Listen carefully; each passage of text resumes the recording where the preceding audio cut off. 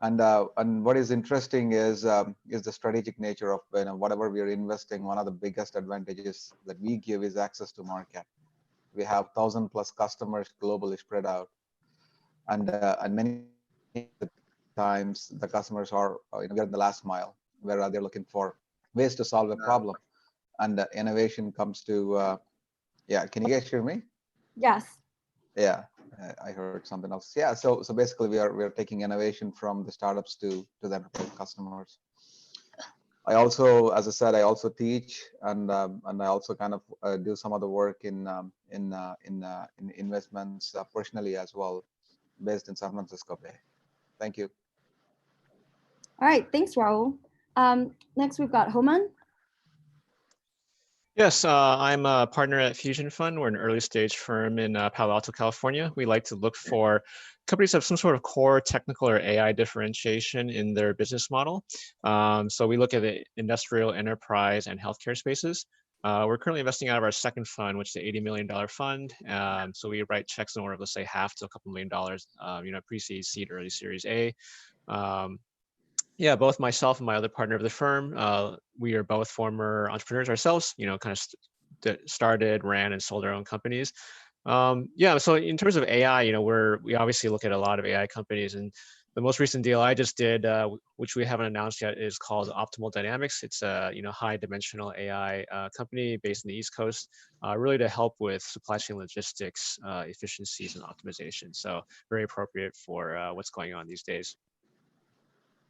All right, thanks. Rob.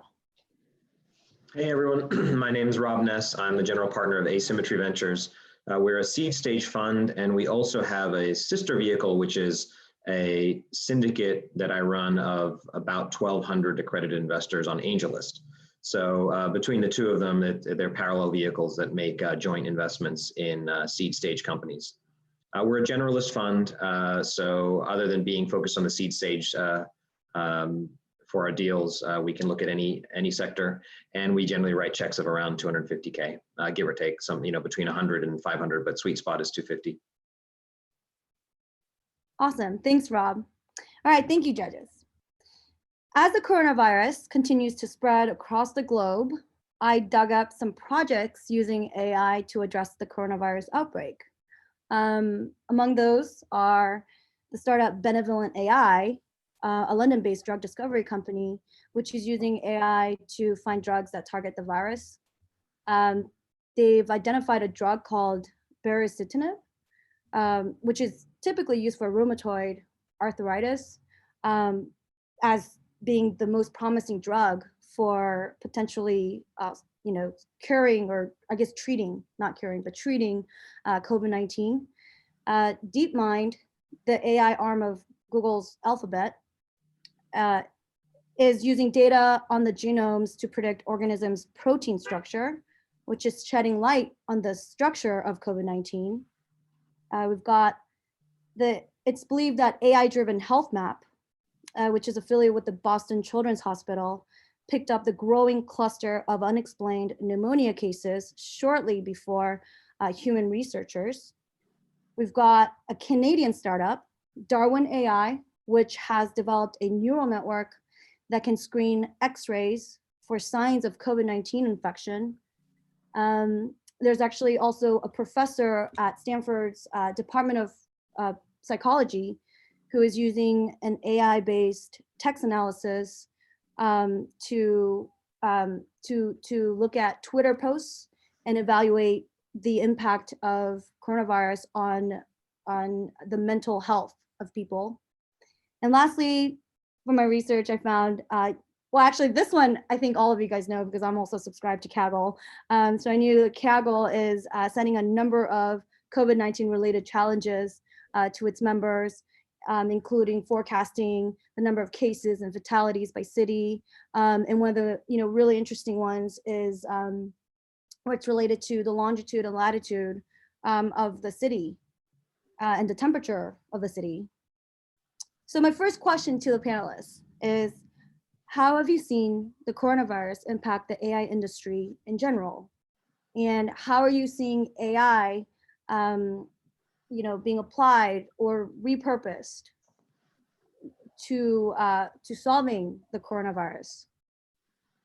Judge or panelists.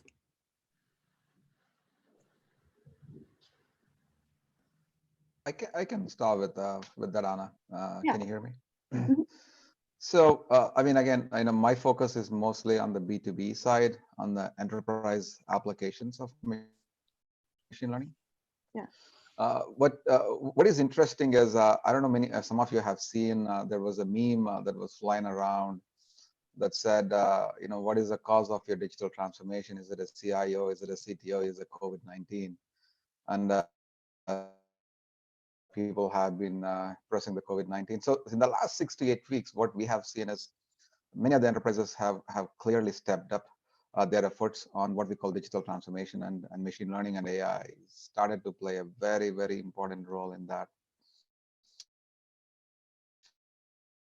While we are looking at use cases that may be quite creative, but how can enterprises become more efficient is one major reason why machine learning is getting infused. Let's just take some examples of what I'm talking about, right? Contact center, for example, customer service. In our last 8 weeks, we have seen close to 300% increase in people making phone calls for various reasons. It could be lease vehicles, it could be healthcare providers, it could be insurance providers. It's practically impossible to just throw more bodies at it to kind of answer those queries. So conversational AI, which has been around for a while, suddenly has become one of the most important applications in any of the contact centers that I'm seeing these days. Or the second one that I'm seeing is again on what I call disinfectant robots. Autonomous robots have clearly picked up pace. If you've been following some of the things that are happening in Asia, especially in the last 48 weeks, how is machine learning helping in health, diagnosing if someone's having a fever, if someone's socially distant, is someone wearing a mask, a robot going and disinfecting some of the areas like the metro stations or hospitals. These are like autonomous robots. So a lot of activity, we have seen on that space, predominantly. And of course, and the last one I would want to touch upon is, which is something AI or otherwise is robotic process automation. Process automation in general, in many of the enterprises, has really picked up pace. But the machine learning plugins, recently we have seen the stimulus for the small and medium enterprises. They're close to 10 million plus 30 million plus SMEs applying for loans. Mm-hmm. Practically very, very difficult to kind of get all these loans processed without right technology in there, without understanding the right documents. So there's a good amount of machine learning getting infused there. Some of the points that you said on core health, very interesting, and we're seeing those as well. But beyond that, just on the enterprise side of things, and we're seeing good amount of activity. Supply chain is a big use case, again, in that area. Yeah. Houman and Rob? Yeah, I would say I definitely agree. I mean, like there's been nothing driving digital transformation like the coronavirus has. Mm-hmm. I think the big question that I have and our firm has right now is, well, one, how much of this is permanent, but two, of are other AI-based businesses going to suffer just like many other businesses because of the general economic downturn, and which ones will do well, right? I think we're seeing a slowing in some other businesses in some sectors, and I think some others are doing well. And I think the challenge for these businesses is how do they make sure they convert this crisis into revenue. I mean, it sounds a little harsh, but yeah, can they make sure that this sticks? And I think there are a lot of industries realizing, as Rahul mentioned, like supply chain, healthcare, where I think they realize they can't just do this themselves. They can't do it just by looking at notes or using an Excel spreadsheet. They really need to have some sort of AI platform, which is helping them with all the data that they're taking in. So I think there's definitely a lot of promise there. Yeah, and Rob? I think that Rahul and Houman have pretty much hit the nail on the head. I think that the interesting perspective for me is the ways that AI companies are now trying to either pivot in some cases, and I've seen some companies either in my portfolio or companies that I was considering for investment that have done dramatic pivots, and AI is such a versatile and powerful framework that I've seen them in some cases pull that off. But in a lot of cases, it's not even a pivot. It's just emphasizing what the powerful capabilities of AI were in the first place. And it turns out that a lot of those are the things you want in a crisis. To wit, those are things like, can we do this remotely? Can we automate it, like Rahul said? Can we do something cheaper, or can we do it in a healthier or safer way? All those things are now suddenly even more top of mind than they were before, because we're all very risk averse thanks to coronavirus now. But actually, all those things were selling points and strong attributes even before there was anything called this pandemic. I think it just reminds me of why I'm so bullish on AI in general, is that those things are not, those selling points are not unique to a pandemic. They're things that all businesses want to boost in any year, pandemic or not. Mm-hmm. Right. Yeah. And so, to all of you, how has your investing, or also operations, in the case of Rahul, been impacted by the coronavirus? In the terms of your, like check size, term sheets, predictions, deal speed, thesis. Have there been any changes? What are they? I can go first. We've definitely seen some investors slow down or even stop. I think some portion of those are corporate investors. Some are just, discontinuing investing just because they think maybe it's just valuations are falling, or maybe they just want to focus on their existing portfolio. I kind of took a non-official survey, like of the 60 GPs I talked to, maybe like 10 were stopped or completely slowed down to a point where it's not active. Maybe another 30 were slowed down, and the rest were normal. Like for us, we've actually done 4 deals already this year, about to do our 5th, which is actually really fast for us. A lot of it was actually in process since last year, so it just as it always is, lumpy. But definitely, I think we're struggling with how to invest in a company if we're not able to go on site or meet the founders in person. I mean, there are definitely firms who are fine doing it purely virtually, but we do like to build that relationship, and you just don't always get that same level purely virtually or the same touch points. And so I think that's a lot of things that a lot of different firms are trying to figure out. Yeah. So what are you guys doing to overcome that? I mean, if they're local and they're comfortable with it, we actually ask them to go out, meet at a park. We'll stay like 12 feet apart and just kind of yell at each other. Right.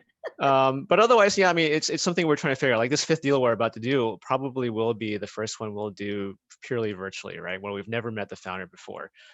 So I don't think there's anything wrong. It's just I think it changes our diligence process and maybe how we weight different things.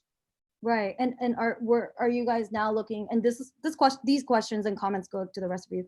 Are you also now looking at companies that are not based near you physically, geographically, that you weren't really before? Yeah, that's a good question. 40% of our portfolio was already outside Silicon Valley, so we've been pretty comfortable outside. But yeah, a lot of investors have said this type of event has actually swung the, I won't say advantage, but level the playing field for people outside Silicon Valley. Just because even if you're in Sunnyvale and I'm in Palo Alto, there's no difference because now we're all just online. So I think definitely founders who are outside Silicon Valley should be taking advantage of this opportunity. Right, totally. What about you guys? Yeah. So let me go next then. So from my vantage point, we are we do invest, but for us our investment is strategic. What I mean by that is whatever we are investing in, is it really helping our 1,000+ customers? Right. That's the hat that we wear. Obviously there is a financial return, but the strategic return is also very important for us. So with that said, in the last 8 weeks, one, we are operational company. So most of our efforts have, really went into making sure that our business continues to thrive. So a lot of the management bandwidth, kind of moved a little bit away from looking at investments, because that's not necessarily the only thing that we do. But in the recent times, while we have a view of what's going on, we started looking at some of the startups. We are globally spread, so we're not necessarily focused in the Valley. Always we look at firms from Israel, from London, even cross country here in States.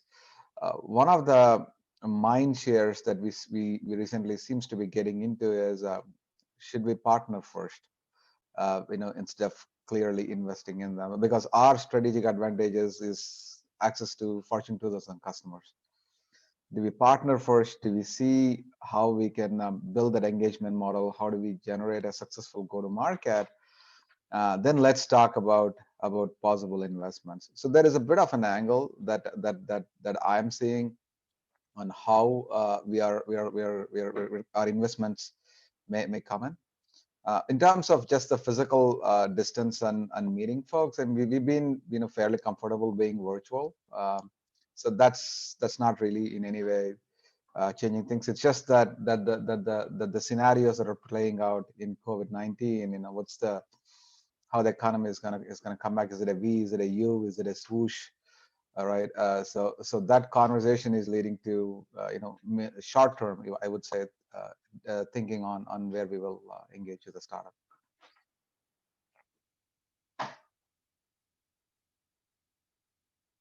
So has there actually been a change for you? Yeah, a bit, as I said. So instead of, so while not necessarily wearing an investor hat, we started wearing more of a go-to-market hat, more of a partner hat. So that's been a bigger change for us. Okay. All right, and Rob?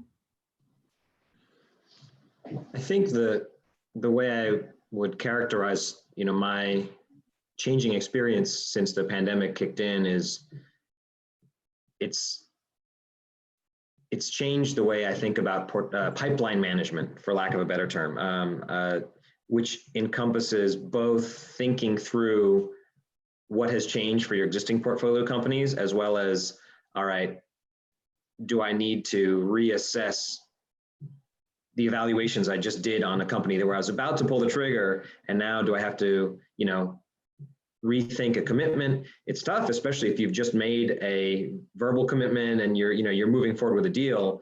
You don't want to get a reputation for being a VC who bails out of deals. But on the other hand, we also have a responsibility to our LPs to make sure that we get them a good return. So I think for both ends of the pipeline, right, deals under consideration as well as portfolio companies, there's a lot of sort of, let's reassess in a COVID world. And there are several categories, right? There are actually many companies in my portfolio, and I was very, not just pleasantly surprised, but shocked. Actually, a couple of companies came back to me and I thought for sure they were going to be in trouble. And it turns out they were able to launch a telehealth offering, or, have some other way to not only not suffer, but actually thrive. And I've had a couple companies in my portfolio say, this is the best quarter we've ever had. That was a huge relief. It was not just a pleasant surprise, but, it's a relief, because you don't want to see these companies, struggle. I think the next tier down from that is companies that have a fairly robust way to make money, are good at cutting costs, are good at managing through a downturn, and have some cash reserves. Those may not be having the best quarter they've ever had, so they're not in that first tier, but at least you kind of have a sense of reassurance with them, they're going to do okay. And then the companies that haven't got those reasons for reassurance. So their cash reserve was down to sub 6 months or sub 3 months. So they were maybe about to do a raise. They are in an industry where it's tough to cut their own operating costs. Those are the ones where I think as GPs we're spending a lot of time. And that's on, I'm describing that from the existing portfolio companies, but then you apply that same kind of set of characterization frameworks to companies now that you're looking at for prospective investments. So I think that's what I would tell founders out there, is understand that we as VCs right now are going through a process of continual reevaluation thanks to this new world that we're in. For you guys, are you guys looking at companies that like what is your reaction to companies who are doing less well given the coronavirus? Does it impact how you look at the company? And also, are you speeding up companies that are thriving in this environment? I take it your question is aimed more at the prospective investments and not so much the companies I already have in my portfolio. Is that right? Yeah. It has been tempting to jump on the companies that suddenly have a spike in revenues, but I think that I don't believe we have done a true case of since April or since May, like crowding other companies out of the way, elbowing them out of the way in our intended deal flow pipeline to try to quickly jump on one. For me, it's never been a very effective model to chase whatever suddenly is showing a spike or suddenly looks like a hot deal. I love to observe companies for 6, 12, 18 months, which is tough sometimes because that, I'm a seed stage investor, so that sometimes butts right up against the end of their seed round. If they're doing well, I don't even catch them in the seed round. I miss them and they go on and do it in an A round. But I think that for the ones that are hitting that spike, I don't think so far we have gone as far as actually jumping in to try to catch that hot deal, but we have certainly, right, been tempted. It's raised some eyebrows on our end. Is okay, we got to pay attention. But I think that I would say companies that are not able to show that dramatic spike because for whatever reason the vertical you're in is not one that is, counter-cyclical to COVID. It's pro-cyclical, meaning, along with the overall economy, you're having a downturn.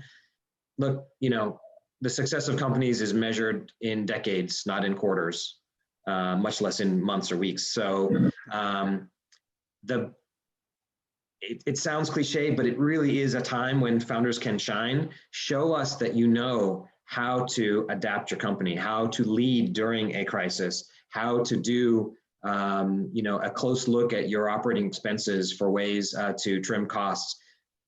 If you can do that in a downturn, I am thrilled to see what you can do when we finally have a recovered economy. So don't think for a moment that we're, at least, speaking for my fund, that we are, shut down on deal making. If anything, it's changing the set of weighted factors that we're looking at. But even if I can't do a deal in you right away, I'm definitely going to be watching for companies that skillfully manage through this crisis. Absolutely.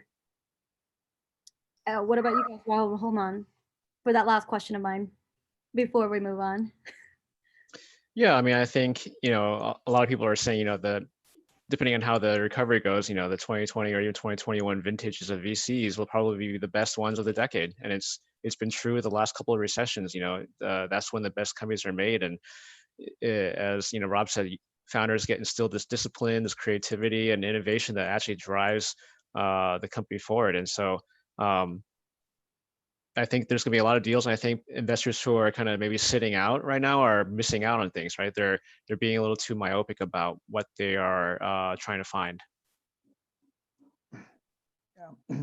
Yeah. So just adding on what Houman and Rob kind of said, right? So one of the things that we're doing is we're actually getting a little bit more operational with some of the portfolio companies that we have. So for example, we had invested in a supply chain company called Cloudleaf. And I say operational more from a go-to-market standpoint.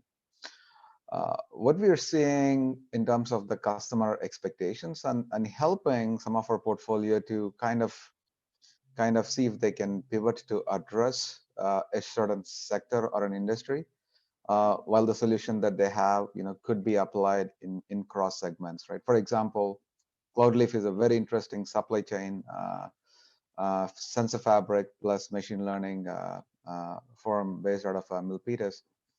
And in the last 6 to 7 weeks, the amount of requests from the pharma companies on the supply chain has just drastically increased so much. So we've been working with this portfolio company to see how we can make, how the current solution may be more tuned towards a supply chain. So that worked out very well. So the other day I was speaking to the founder.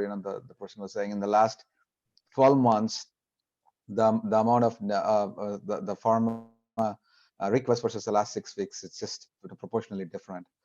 So one of the things that we're doing is absolutely helping them to see where the use cases are and see how they can fine tune their positioning.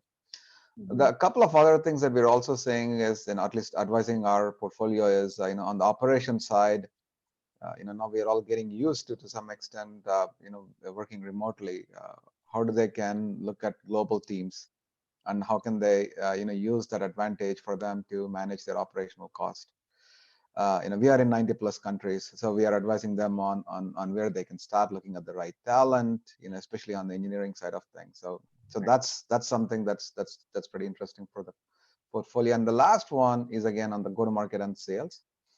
While before we've been integrating them into some of our solution portfolios, but in the last 8 weeks we've been just taking them to market as is, just introducing them to our enterprise customers and see, helping them in reducing their SG&A, all said and done, right? So in ways, previously we were just, behind the scenes. In the last 8 weeks, we're kind of being more upfront on where the problems are, where the challenges are, and how they can fine tune, how they can reduce the costs.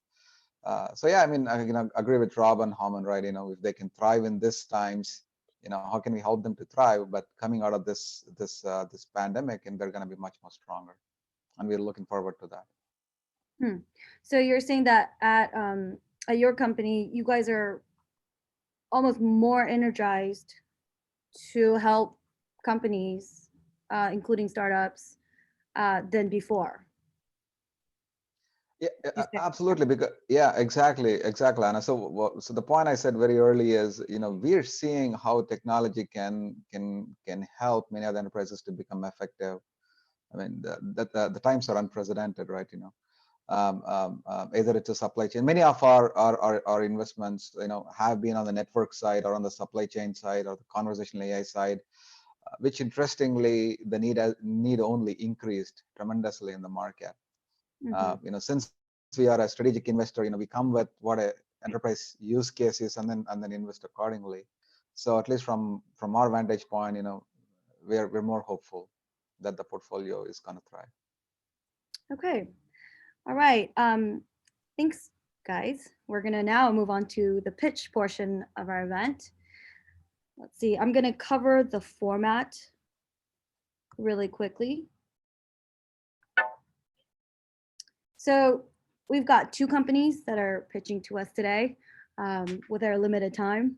So each team has 12 minutes, 4 minutes for a presentation, 4 minutes for the judges to ask questions, and then 4 minutes for the judges to give feedback. So first up, we've got Fionn Lee Madan and David Van Bruin. I don't want to butcher his last name. Okay.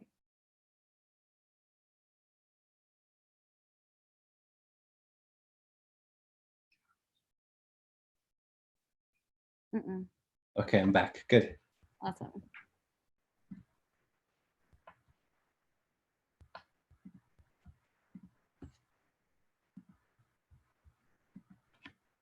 Are you able to see the screen? Yes. Okay, excellent. I'm David Van Bruin. I'm the CEO and co-founder of Fairly AI. I studied natural language processing in grad school, and when I was out in the West Coast on exchange at Berkeley, I got fascinated with natural language processing and interested in machine learning in general. I took this knowledge with me back lecturing at University of Waterloo, and we have some startups in the area. I started helping a startup develop cyberbullying detection to help parents monitor their children online, and got so fascinated with it. I ended up working at the company, and when we did a B2B pivot, I was asked to be the CEO. I worked with a university research department out of Ottawa, and we built up pretty decent tech and managed to sell the company. And I helped with the company that acquired us to build out natural language processing technology. Through this entire process, I recognized that while there were a lot of controls and governance around data security itself, there's been very little accountability for algorithmic development, testing, and ultimate deployment. And it is often deployed in very high stakes environments in which people's lives are directly impacted in serious ways. And recently, there's been a lot of international standards work on this problem. Not a lot of actual regulation yet, but it's definitely coming. And speaking to people in policy and corporate, and while I was lecturing about a year ago, I realized that no one's actually figured out a solid way to make companies accountable. So what we're offering is a system that provides a paper trail of a company's efforts to provide more fair and unbiased artificial intelligence. We track the entire machine learning lifecycle, and we give an audit report at the end for quarterly algorithmic impact assessments. When we're speaking to a co-founder that we know of an artificial intelligence company that's building resume analysis, she was quite concerned about whether or not her tool is going to predict that women should enter lower valued jobs just because of historical bias in the data. And she's immediately become interested in working with us to develop a solution that's not so biased. The ultimate purchaser of our product, we see as coming out of the C-suite, and CFOs already are accustomed to including data security audits into their general audits, and we could see the algorithmic impact assessment coming into this. As a long-term strategy goal, we are going to be gathering a lot of metadata around companies' machine learning processes, infrastructure, data sets, models, test results, all of this. And using this data, we see a massive strategic advantage in the market to be able to optimize and provide really serious benchmarking capabilities for companies that don't know how their tools perform across the whole market. I have a fantastic co-founder. She has a computer science degree out of U of T, MBA from Boston U, and ran a multi-million-dollar tech consulting company. And she has a good deal of experience at the corporate sales level as well. We would like to provide technology to Fortune 500 companies. And so we're aiming at a very serious product, and we'd love to have partners to assist us along the way. All right, judges.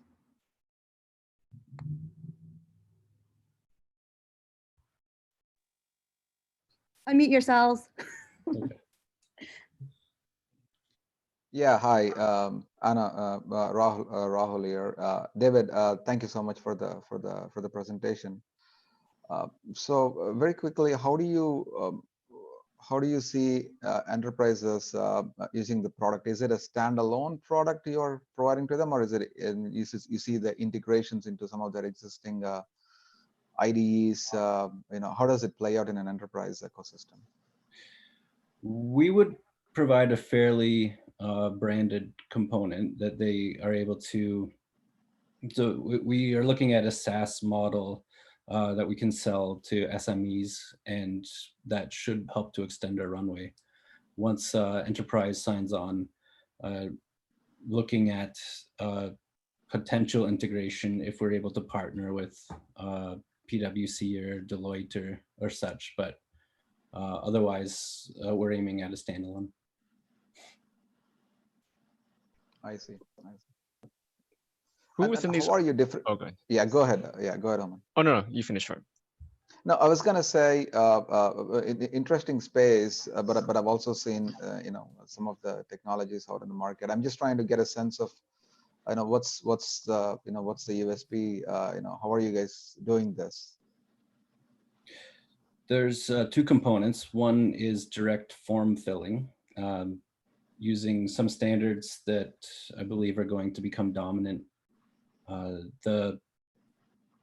The risk of building models and not keeping a proper record when standards come along, I think is serious enough that even just the fact that we're asking the right questions and taking a record of it will add value. But then integrations into the actual testing and you connect your S3 data sets and we run tests on representation across say protected categories within your database and your data sets, and then also all your machine learning results being sent up to the cloud for testing is the main component. I get the one question I had was just who within these organizations are you selling to? Like, who is the primary customer interface? We think the decision maker is going to be CTO, maybe the CIO, CFO, chief data scientist, but very likely the product managers or data scientists would be the ones that actually identify us. So can I jump in for a second too? So the two main points is that we're saving the data science team time because it's maintained for the data scientists to have to keep all these records, do all these like audit reports. So we definitely want to sell to like VP of data science and chief data officer, that type of role where they understand that we're just taking away the mundane work from their people so that they can focus on what's most important for them. And then the other part is CFOs or legal counsel who would consider it as part of their quarterly corporate governance results, like how they do with cybersecurity, pen tests, etc. I mean, ultimately, the pain point for the data scientists is they don't always keep a record of every single experiment test that they've done. And it's hard to reproduce those results after the fact. All right, we're moving into feedback. If you had more questions, you can also ask them, but incorporate it with your feedback.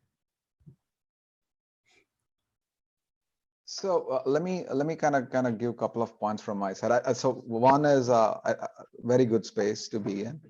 I think compliance and regulation is going to hit AI very, very soon and very heavily.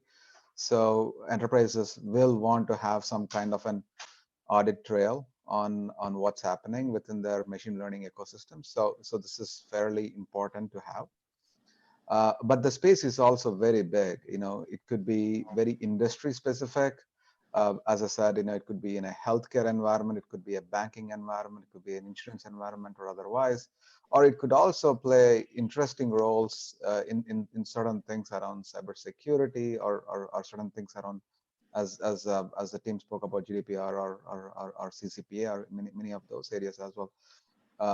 So I think one feedback I have is the focus will be very important in the initial days. The second feedback I have is many of the audit firms with the likes of PwC, KPMG, NY, are working towards building certain amount of automation in their work. So will be interesting to see what they are playing. For example, H2O.ai and PwC are joining hands on AI audit surveys, right? It'll be interesting to see how the ecosystem will play out and where Fairly will stand out. So yeah, the feedback for me is one is focus is critical, either it's an industry or on or FMA horizontally. Thank you.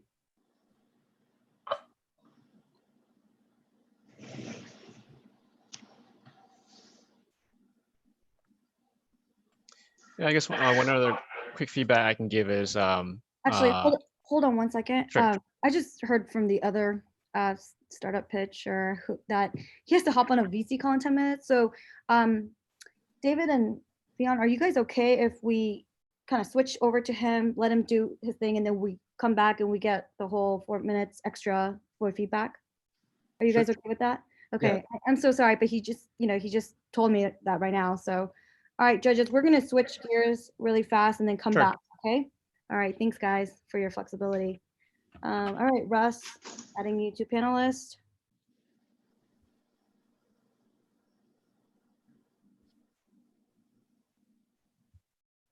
Whenever you're ready.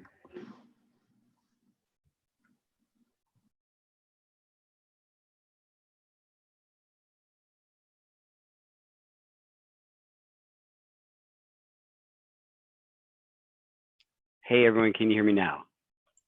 Yes. Great. Okay, I can hear you. Great. Perfect. Okay. Can you see what I'm sharing? Awesome. Yep. So it's my pleasure. I'm Russell Jones. I'm the CEO and founder of Cargo Chief, and we focus on the world of trucking. At a high level, the last 3 recessions, the stock market's gone down 30 to 50%. Trucking rates have gone down 5 to 10% because people are still going to buy their paper towels and apples and whatnot. Trucking's huge. That's not surprising. There are a number of tech-enabled freight brokers that make a lot of noise. They're only 0.2%, and they sell freight services to shippers. Our focus is on the traditional freight brokers. There's 18,000 of them buying a couple $100 billion worth of trucking capacity, and they have 2 challenges. One, which of the hundreds of thousands of trucking carriers should I use for my next load? What's the current market price? On the other side of the transaction is literally hundreds of thousands of small trucking companies that are not sophisticated, using a whiteboard or Excel to run their business, and they don't know the current market price. You can imagine the lack of the confusion, disinformation, misinformation that happens every day. We have our first offering, which is called C4, stands for Cargo Chief Carrier Capacity. This is an unparalleled array of integration technologies that enable any size carrier to seamlessly share their available capacity with their platform. We aggregate that, we analyze that. We're also using some artificial intelligence in terms of auto-reading capacity emails and analyzing all this data. And then we present to the broker, our client, all the different sources of capacity for a certain load, say Oakland to Dallas. For our client, we expect them to make a 5 to 10x ROI in our fees. We're helping them to book more loads per day and to buy at a slightly better price. They're on lean EBITDA margins, maybe 2 to 3%.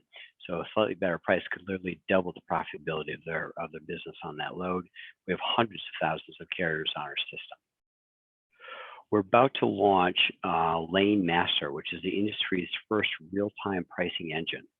So this would enable someone in this example to type in Oakland to Chicago. They not only see where the market's been over the last 11 months, where they bought high and low, what the algorithm says the price is, but also recent transactions. If you're someone that's in charge of buying Oakland to Chicago technology or freight, this is total gold. We're also going to add an innovation where we're enabling the manager of the group to score their team, buyers and sellers of freight, which is huge for a freight broker that does both. We also have a unique co-op structure where we do a rev share back to the members, very much like REI or the Land O'Lakes Co-op. From customer demand, we also put into our plans satellite-based trucking analysis. So we'll take a look at satellite images, analyze the truck count at each warehouse or at each truck stop, bring that data into our system, add that to our advanced algorithms, and help us predict not only what's happening to the flows and pricing of trucking, but also report to Wall Street how many trucks are near the Nike warehouse number 11, and help Wall Street figure out, as a hedge fund, do you want to buy more Nike stock or sell your Nike stock that you have? We have a number of customers, dozens of customers. 4.4 average review is 4-star. Our customers represent billions of dollars of freight spend. We have interest from hundreds of firms that tens of billions of dollars of freight spend. Currently, there are no salespeople. We're doing a raise to raise people. When we come across a targeted small broker, typically 89% of the time they're interested in one of our products. I've been a CEO for 15 years. I have 9 patents and a Harvard MBA. Michael is a PhD from Columbia. He started up a fintech company that analyzed the likelihood of default of derivatives. Kirk's a serial CTO. This is his third startup. His last one was a QA marketplace. Between the 3 founders, we've started 8 companies, enjoyed tens of millions of dollars of exits. The plan's very compelling, highly profitable. We get to cash flow positive in 3 quarters. We see a company be worth hundreds of millions of dollars in a couple of years. We've already raised $275K in our existing note. There we have room for another $500,000. And these are the reasons, if I can continue, why it's a great opportunity. First, it's a great market, million buying and selling organizations. The brokers are on lean EBITDA margins. Of course, they want to know the current market price. When we're for Lane Master, the second product, basically we receive data for free, analyze it, and then sell it. That's a great way to make money. We get to cash flow positive very quickly. We have a number of patents, more coming. We have a data advantage that feed into our algorithms. And the timing's great. We're in a recession-resistant part of the economy. Uber Freight's acting as a catalyst to get all the existing freight brokers to digitize, and we're paying customers, fine-tuning a product market fit. Below are the details on our convertible note. Can I answer any questions? Thank you. All right, thanks, Ross. Judges? Yeah, a quick question. So where does your product sit? Like, is it sitting on the TMS or is it sitting separately? And who is the user of your product within the firm? So our product is an add-on to a TMS. We didn't want to have people have to switch out their TMS to use our products. So we play nicely with the TMSs. Our client today is a freight broker. There's 18,000 of them domestically. As we launch Lane Master, all the hundreds of thousands of trucking carriers become now potential clients for Lane Master. Great, thank you. Russ, did I understand that you guys are not a marketplace, you're merely a information service or a data service or pricing service, is that right? We're a pricing or data source today. We have the expectation over time to become the marketplace for the industry. We already have the technology to do automated bidding. The reality is that small carriers are not ready for that move today. They might in a couple of years, but they're not there today. Okay.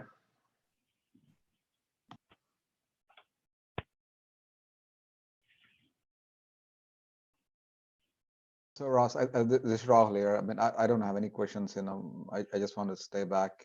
It's not my area of expertise. So, but very good presentation though. Let me put it that way.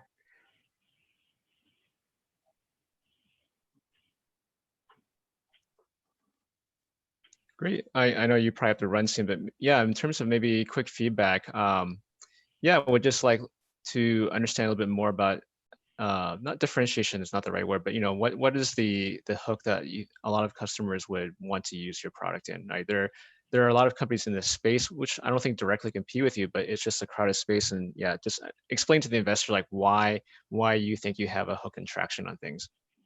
The difference is that there are a number of high-tech startups that are trying to become a marketplace serving shippers like Kimberly-Clark or Procter & Gamble. There's hardly anyone providing technology to the army of freight brokers that is out there.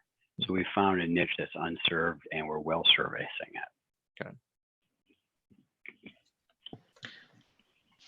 Russ, can you tell us why no one has tried, or at least no one has succeeded in building what you're trying to do before? Because usually if there's a good idea out there, other people have tried. So either the VC skepticism is, if no one has done it successfully, either you're not going to be able to do it successfully, or it wasn't a good idea in the first place and you shouldn't even try.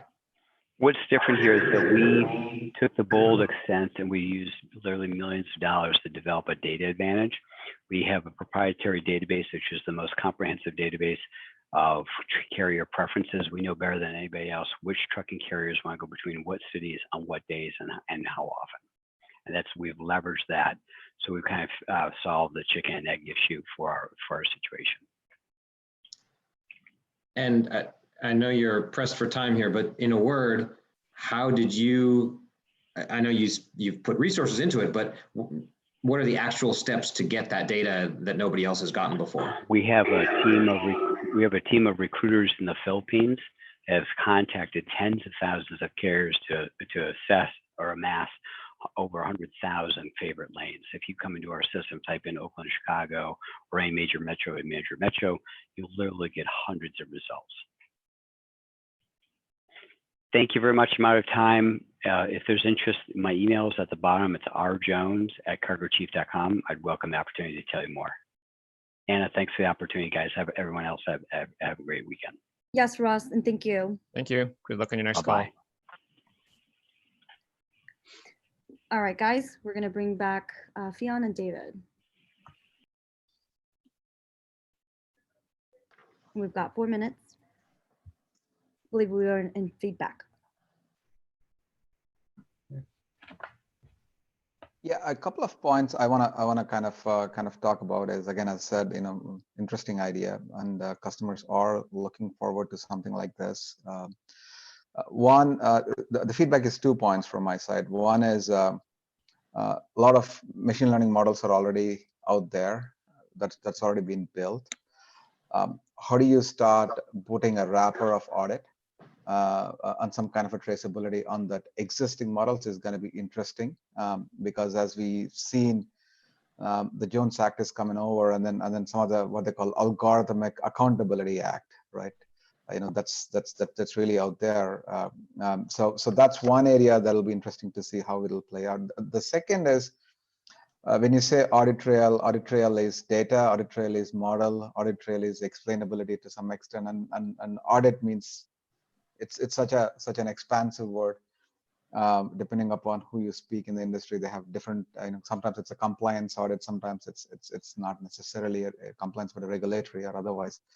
The focus, on this area is going to be very critical, is what I think, because I've seen that many of the machine learning platforms are starting to provide this as a plugin.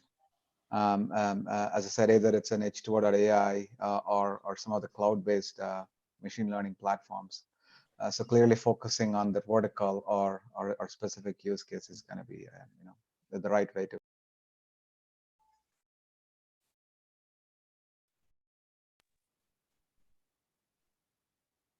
Other feedback. Yeah, I'd like to say something that's maybe somewhere between a question and a comment, so I'll let you guys be the judge. Outside the world of AI, when a corporation thinks that they are getting the benefit of an audit, it's a compliance function. And the thing they actually get at the end of the day, unless there are problems discovered, is an audit letter that says, we think that the findings of the audit were routine. What is the corresponding thing that companies need now that possibly Fairly would be able to produce it? Do you get a sort of an audit letter? This was a clean audit. Is that what the companies think they're getting? Is that what they even want? So we're gathering a lot of data that could be used towards multiple standards that will come down the road in some sense. And so that will be something that we'll be able to repackage into some future requirements. That's one side of it. But ultimately, what everyone's agreeing upon is that it's a matter of making sure that the systems were designed by experts with the relevant expertise, that the systems are being tested. There's problems with concept drift. You don't just release a model and then it's done. You have to go and retrain it. It's a very iterative cycle. So every time that this happens, the data sets are being manipulated, the models, the parameters used, all of this is being updated. And the fact that there is continual improvement already is something that's worked its way into GDPR, for example. Automated decision-making requires human in a loop, but also demonstration of continual improvement. I don't think there's been a lot of actual touch points with companies to enforce this, but as it comes up in the news, I think there will be. So the level of detail required for a particular emerging standard or a particular industry is not entirely understood yet, But if you have a model that you invested in millions of dollars to build and new standards come out and you have to scramble to catch up, you're at a great risk already. So any forward thinking company is going to want to use this, but also any company that would like to just report. We have algorithmic impact assessments quarterly, and that's of benefit for PR, for their customers, for any legal eventualities down the road. There's value now and later. Yeah. If I can swing to the comment part of my Yes, question / comment, yeah. I think it's a very interesting answer you gave, and it's encouraging that you see yourselves offering merely the perception of a well-audited AI system to the companies that only want that, but actually you're driving something much more substantive for companies that want something more meaty, which is actual continuous improvement. And I think we're in this world where we don't know yet what the standards should be around AI, but we're starting to see, it seems like we need something around explainability, something around lack of bias, something around continuous improvement, and the ability to refresh to meet new standards. I think that in terms of the craft of pitching your startup in order to get the money you need to build this, have a bit of a hypothesis or a stance or an opinion and really convey that in the deck. I think I shouldn't come out of a meeting with you guys not knowing which of those things you think is more important. And it's okay to say, we think that the continuous improvement is more important, but we also recognize that some of our clients may be not as long-term thinking and may just want a short-term, seal of approval that, hey, at least we're auditing it. And that's okay, but communicate that in your deck. But make sure you guys that we know as investors what you believe in, not just in a sort of a sense of, what you think is the right way to do things, but what you believe you're delivering, and then tell us whether you think that message is sinking into the brains of your customers. It's a strategic move to try to start making money from fear, I guess is one way to put it. And then move on. Yeah. When you give us nuggets like that, right? This is another thing about pitching is don't try to make it bland, right? Mm-hmm. That line you just said is one of the most interesting lines you could possibly have in your pitch, because that is going to wake the VCs up, right? So include that stuff. Make it a real pitch. Don't feel like you need to give us a sort of sterilized pitch that sounds like every other pitch. Give us the flavor of your company. The fact is, as Fairly, our clients are working out of a place of fear right now.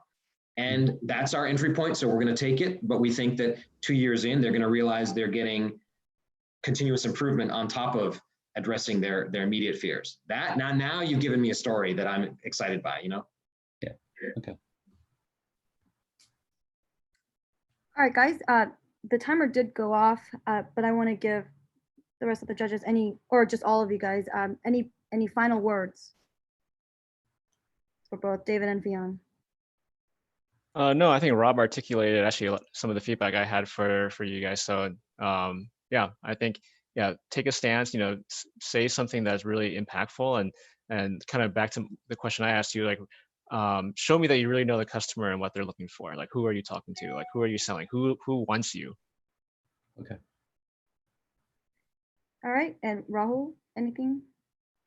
No, I'm good. And again, right, focus is critical. The space is pretty big, and we see that the regulations are coming. So the space is exciting, but focus is going to be something that has to come out. Okay. And since I've been in this space, I kind of know where the buyers are. So I'm good on that. Well, so where are the buyers? Maybe you can tell them that.